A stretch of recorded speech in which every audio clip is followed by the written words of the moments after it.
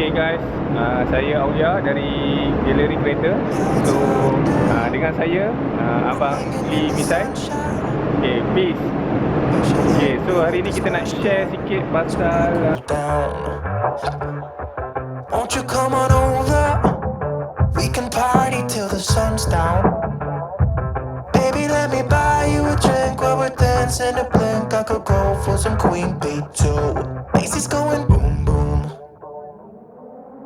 Baby, if you're looking for some crazy, I'll tell you everybody's standing in a line for the water slide. You can come on over. Okay, nama saya Abang Lee Misai. Saya telah membeli sebuah kereta MYVI 2018 yang baru berada di pasaran. Saya memilih kenderaan PERODUA MYVI kerana keluaran MYVI yang ini generasi yang ketiga adalah yang tercantik, yang nampak dengan pattern dia style sport car. Saya memilih PERODUA sebab semua kenderaan saya semua jenis PERODUA. Well, it's just another Friday.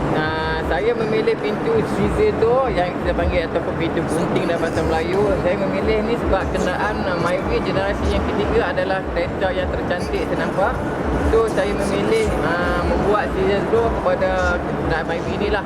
Walaupun baru 5 bulan berada di pasaran, saya amat teruja untuk membuat scissor door terhadap MYVI tersebut.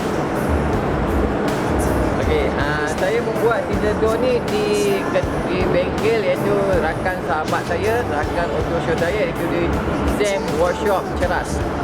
Untuk yang first saya buat iaitu saya telah tukarkan kepada rim 17 8JJ ET32, di mana rim ni bagi amat susah bagi kenderaan MYVI lah sebab dia lebar. Dan seterusnya saya menukar adjustable D2 high low soft hard body shape, iaitu untuk mengejas tinggi, rendah dan keras dan lembut supaya masa pemanduan handling kita cantik. Okay.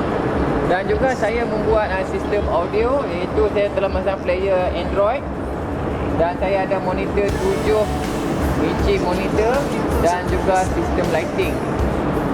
Saya juga telah membalut caution saya dan juga lighting yang berada di pintu lah.